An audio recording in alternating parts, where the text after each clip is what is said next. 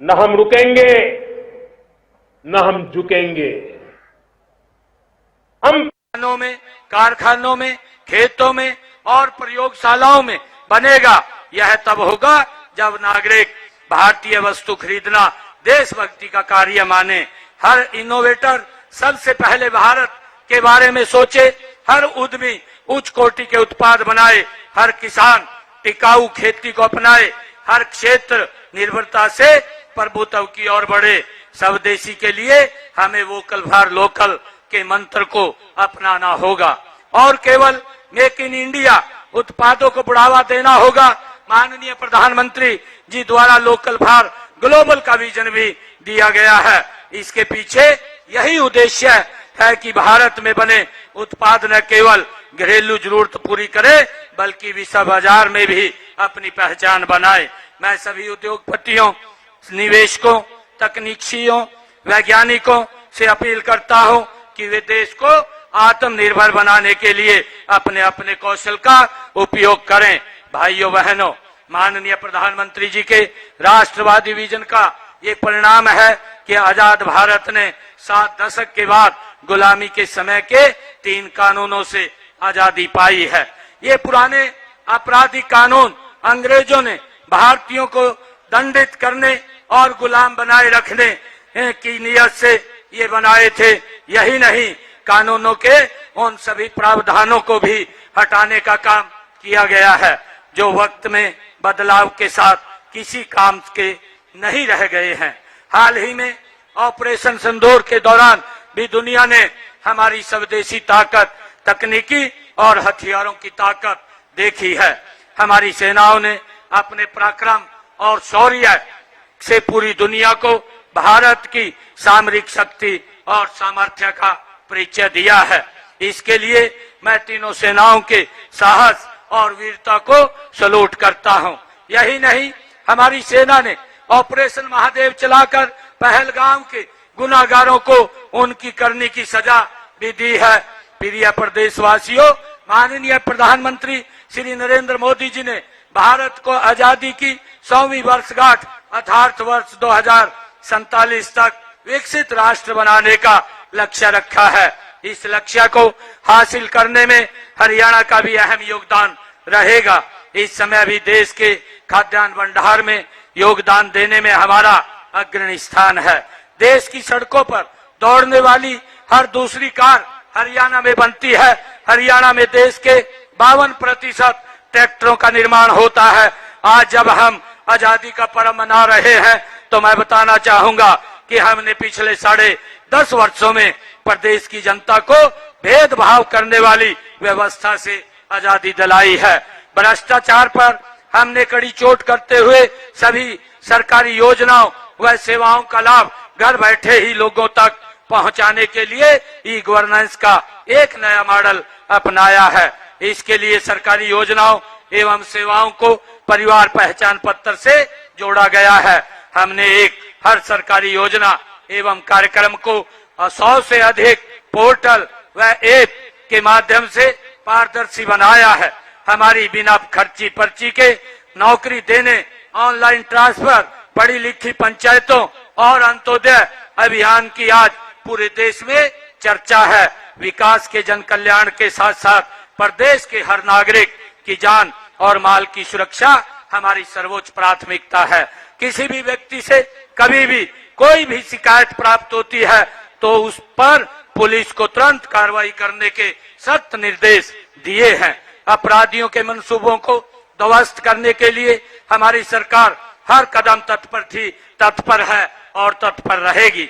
यदि किसी भी नागरिक को कोई संकट है तो वह 112 नंबर पर डायल करके तेजी से पुलिस सहायता प्राप्त कर सकता है। हमारी पुलिस कॉल आने के औसतन 7 मिनट 12 सेकंड के भीतर मदद के लिए पहुंच जाती है। आज आजादी के इस उत्सव में मैं जोर देकर के ये कहना चाहूंगा कि हम हरियाणा को अपराध और अपराधियों से आजादी दिला करके रहेंगे। जो भी व्यक्ति कानून को तोड़ेगा उसको बख्शा नहीं जाएगा। भाइयों बहनों, हमारी कथनी और करनी एक है। हमने विधानसभा चुनाव के दौरान अपने संकल्प पत्र में 217 संकल्प वो लिए थे, इनमें से 41 को पिछले दिनों हमने पूरा किया है और मात्र 10 मास में इसको हमने पूरा किया है। और इस साल कुल मिलाकर के 90 संकल्प पूरे कर लिए जाएंगे। हमने अपने तीसरे कार्यकाल में भी बिना पर्ची खर्ची के 30,000 युवाओं को सरकारी नौकरी दी है। इन्हें मिलाकर के पिछले 10 साल में 1,80,000 नौकरियां वो बिना पर्ची खर्ची के हरियाणा के युवाओं को दी जा चुकी हैं। हाल ही में कॉमन पात्रता परीक्षा का सफलतापूर्वक आयोजन किया गया है। हमने कानून बना करके हरियाणा कौशल रोजगार निगम के तहत कार्यरत युवाओं के भविष्य को भी सुरक्षित किया है। इन युवाओं को नियमित कर्मचारियों की तर्ज पर महंगाई भत्ता और वार्षिक इंक्रीमेंट भी दी जाएगी और इस निगम के माध्यम से 5,000 से अधिक युवाओं को विदेशों में रोजगार दिलवाने जा रहे हैं। भाइयों बहनों, किसान हित हमारी नीतियों के केंद्र में है। आज किसानों की सभी 24 फसलें एमएसपी पर न्यूनतम समर्थन मूल्य पर वो खरीदी जा रही हैं। मुझे बताते हुए कि अब तक 12 लाख किसानों के खाते में फसल के खरीद के 1,48,000 करोड़ रुपया उनके सीधे खाते के अंदर डालने का काम ये हमारी सरकार ने किया है। मित्रों, पिछले 10.5 सालों में किसानों को फसल के खराबे के मुआवजे के रूप में 15,465 करोड़ रुपया भी उन तक पहुंचाने का काम हमारी सरकार ने पिछले कार्यकाल में किया है। और इसी प्रकार प्रधानमंत्री किसान सम्मान निधि योजना के तहत लगभग 7,000 करोड़ रुपया किसानों के खाते में पहुंचाने का काम ये हमारी सरकार ने किया है। हमने अंग्रेजों के जमाने से चले आ रहे अभियान को भी जड़ से समाप्त करने का काम किया है और किसानों का 133 करोड़ रुपया बकाया उसको भी माफ करने का काम हमने किया है। कृषि भूमि पट्टा एक्ट लागू करके पट्टेदार किसानों और भूमि मालिकों के बीच विश्वास बहाली किया है। भाइयों बहनों, देश की आजादी से लंबे समय तक गरीब कल्याण की बातें तो की जाती रही है, लेकिन उन तक लाभ नहीं पहुंचा पाया है। हमने गरीबों के उत्थान के लिए कई योजनाएं चलाई हैं। अनुसूचित जातियों के आरक्षण को 2 वर्गों में बांटकर हमने वंचित रह गए लोगों को उनका अधिकार दिया है। पिछड़ा वर्ग की क्रीमी लेयर आय की सीमा को 6 लाख रुपए से बढ़ा करके 8 लाख रुपए किया गया है। पिछड़ा वर्ग बी को पंचायती राज संस्थाओं और शहरी स्थानीय निकायों में भी आरक्षण देने का काम हमने किया है। हमने प्रजापत समाज को मिट्टी के बर्तन का कारोबार चलाने के लिए 1700 गांव में जमीन दी है। गरीब परिवारों की बेटियों की शादी पर हमने मुख्यमंत्री विवाह शगुन योजना के तहत 71,000 रुपए का शगुन दिया जाता है।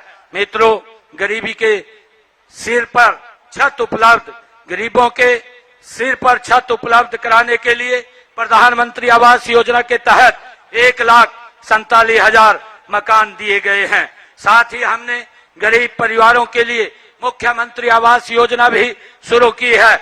इसके तहत 14 शहरों में 15,256 गरीब परिवारों को प्लाट दिए गए हैं। हमने 58 ग्राम पंचायतों में भी 3,884 प्लाट दिए हैं। इस योजना के दूसरे चरण में हम 1,59,000 परिवारों ने इसमें पंजीकरण कराया है। गांव में पंचायत भूमि पर बने 500 वर्ग गज तक के मकानों पर काबिल लोगों को उनका मालिकाना हक देने का काम भी हमने किया है। हमने सामाजिक सुरक्षा बढ़ाकर पेंशन बढ़ा करके 3,000 रुपए मासिक की है और दिव्यांग पेंशन का लाभ 10 अन्य श्रेणियों को भी दिया जा रहा है। भाइयों बहनों, हमने ऐसी व्यवस्था की है कि धन के अभाव में कोई भी गरीब इलाज से वंचित नहीं रहेगा। इसके इलाज के लिए आयुष्मान भारत चिरायु योजना में लगभग 22 लाख लोगों का इलाज मुफ्त में कराया गया है।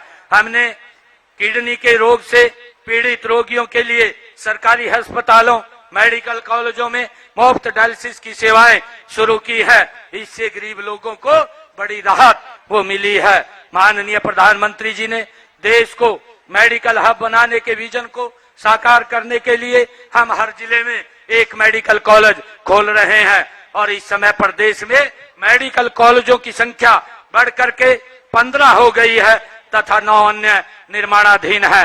भाइयों बहनों, खेलों का जिक्र होते ही हर हरियाणा वासी का सीना चौड़ा हो जाता है। हमें गर्व है कि हमारे खिलाड़ियों ने पेरिस ओलंपिक 2024 में देश द्वारा जीते गए 6 पदकों में से 5 पदक हमने जीते हैं। इससे पहले टोक्यो ओलंपिक 2020 में भारत द्वारा जीते गए 7 पदकों में से 4 हरियाणा के खिलाड़ियों ने जीते हैं। इन उपलब्धियों का श्रेय खिलाड़ियों की मेहनत के साथ साथ हमारी खेल नीति को भी जाता है। इस नीति के तहत हम ओलंपिक पदक विजेता खिलाड़ियों को 6 करोड़ रुपए तक नगद इनाम देते हैं। हम खेलों के लिए अति आधुनिक इंफ्रास्ट्रक्चर विकसित कर रहे हैं। हम प्रधानमंत्री जी के हिट इंडिया विजन को साकार करने के लिए हर गांव में जिम खोल रहे हैं। अब तक 19 जिलों के ग्रामीण क्षेत्रों में 50 करोड़ रुपए की लागत से 250 इंडोर जिम खोले गए हैं। भाइयों बहनों, मानव समाज के निर्माण और विकास में महिलाओं का बड़ा योगदान है। उन्हें सशक्त करने के लिए माननीय प्रधानमंत्री श्री नरेंद्र मोदी जी ने पानीपत से बीमा सखी योजना का शुभारंभ किया था। हमने भी उनकी प्रेरणा से लाडो सखी योजना शुरू की है। गर्भवती महिला का परवश होने और बेटी पैदा होने पर उसकी देखभाल करने वाली लाडो सखी को 1000 रुपए की प्रोत्साहन राशि वो दी जाएगी। हमने 5 लाख महिलाओं को लखपति दीदी बनाने का लक्ष्य भी रखा है। अब तक 2,13,000 महिलाओं को लखपति दीदी बनाया गया है। ड्रोन दीदी योजना में 100 महिलाओं को मुफ्त ड्रोन और प्रशिक्षण दिया जा चुका है। इस साल भी 100 और महिलाओं को प्रशिक्षण दिया जाएगा। महिलाओं की आजीविका के अवसर बढ़ाने के लिए 1/3 राशन डिपो महिलाओं को देने का प्रावधान हमने किया है। अटल किसान मजदूर कैंटीन व वीटा बिक्री केंद्रों का संचालन भी महिलाओं को सौंपा गया है। हमने संकल्प लिया था कि महिलाओं को अतिरिक्त प्रोत्साहन देकर स्टार्टअप में भागीदारी 45 से 60% बढ़ाई जाएगी। मुझे आपको यह बताते हुए खुशी हो रही है कि हरियाणा में महिलाओं के नेतृत्व वाले स्टार्टअप 50% हो गए हैं। प्रदेश भर में हमने महिला सांस्कृतिक केंद्र खोले जा रहे हैं। अब तक 131 केंद्र खोले गए हैं। इनमें माताएं बहनें भजन गीत नृत्य आदि सांस्कृतिक कार्यक्रम कर सकेंगी। गरीब महिलाओं को अपनी रसोई चलाने के लिए हम हर महीने केवल 500 रुपए में गैस का सिलेंडर दिया जा रहा है। यह लाभ प्रदेश के लगभग 18 लाख परिवारों को मिल रहा है। हमने गांव के विकास में महिलाओं की भागीदारी सुनिश्चित करने के लिए उन्हें पंचायती राज संस्थाओं में 50% प्रतिनिधित्व दिया है। बहन बेटियों को उच्च शिक्षा देने के लिए प्रदेश में खोले गए 80 कॉलेजों में से 30 लड़कियों के लिए है। आज पोस्ट ग्रेजुएट तक लड़कियों को मुफ्त शिक्षा हरियाणा सरकार दे रही है। भाइयों बहनों, उद्योग हमारी अर्थव्यवस्था का मूलाधार है। हमने औद्योगिक विकास को गति देने के लिए ईज ऑफ डूइंग बिजनेस का एक इकोसिस्टम तैयार किया है। हमने प्रमाण पत्र, लाइसेंस, अनुमति देने में अड़चन पैदा करने वाले अनेक नियमों और प्रक्रियाओं को खत्म कर दिया है। आज हरियाणा में निवेशकों को 150 से अधिक सेवाएं ऑनलाइन प्रदान की जा रही हैं और उन्हें सभी स्वीकृतियां 12 दिनों के अंदर देना सुनिश्चित किया गया है। हम प्रदेश के हर क्षेत्र में उद्योग लगा रहे हैं। यहाँ से 45 किलोमीटर दूर IMT खरखौदा में मारुति सुजुकी का बड़ा प्लांट शुरू होने जा रहा है। वहीं पर सुजुकी का मोटरसाइकिल प्लांट और उन्नो मिंडा ग्रुप का अलॉय व्हील प्लांट भी बनने जा रहा है। इससे इस क्षेत्र के हजारों युवाओं को रोजगार मिलेगा।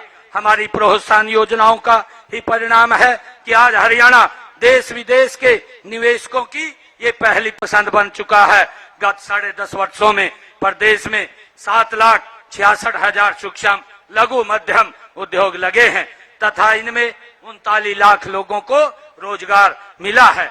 भाइयों बहनों, व्यापारियों का भी प्रदेश के विकास में महत्वपूर्ण स्थान है। हमने उनके हित में ई रिफंड, कराधान के क्षेत्र में ई पंजीकरण, टैक्स की ई अदायगी और एवं रिटर्न की ई फाइलिंग, ई निविदा और सी फार्म जारी करने की ऑनलाइन सुविधा हमने शुरू की है।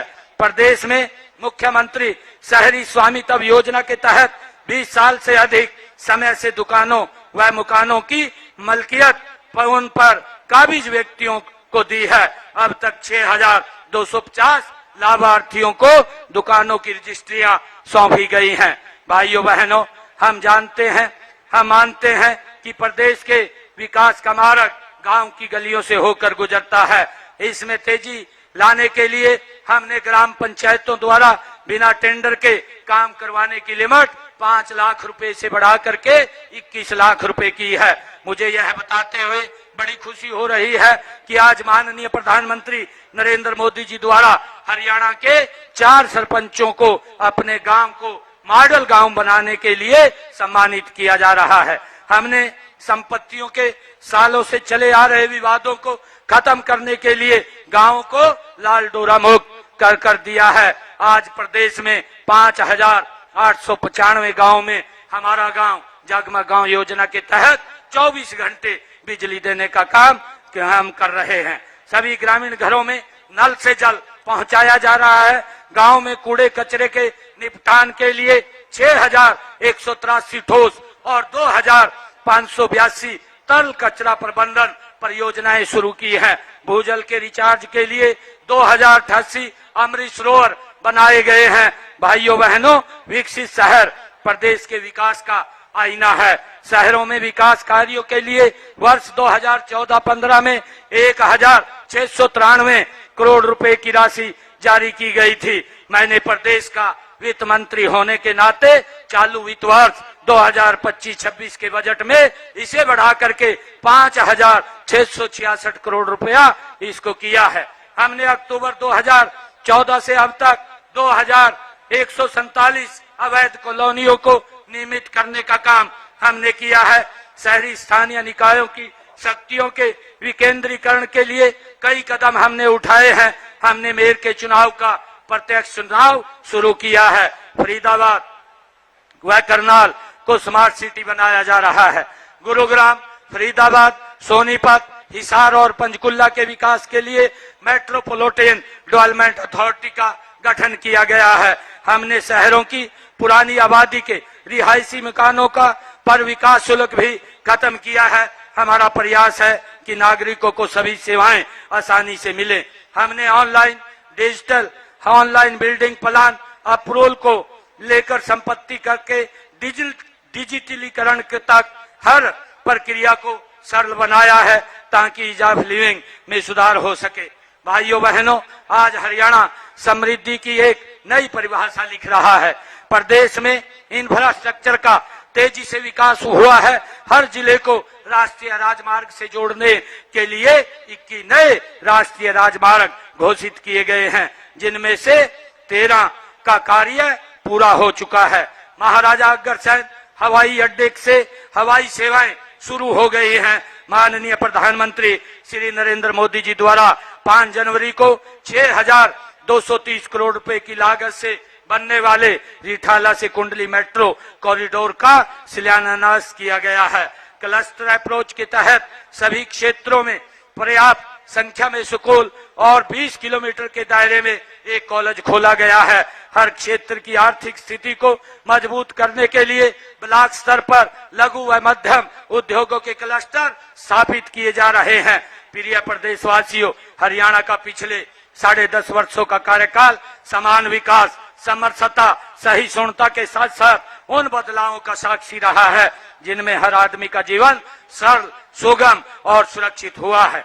मैं आपको विश्वास दिलाता हूं कि हरियाणा का आने वाले समय में विकास, उन्नति और समृद्धि का ये उदाहरण बनेगा। अंत में मैं एक बार फिर अपने पूरे हरियाणा परिवार को 79वें स्वतंत्रता दिवस की हार्दिक बधाई और शुभकामनाएं देता हूं। आइए इस पर्व पर हम अपनी महान सांस्कृतिक परंपराओं और उच्च नैतिक मूल्यों पर चलते हुए विकसित भारत, विकसित हरियाणा बनाने के लिए कठोर परिश्रम करने का संकल्प लें। मैं एक कवि ने कुछ अपनी वाणी से कुछ शब्दों को कहा है।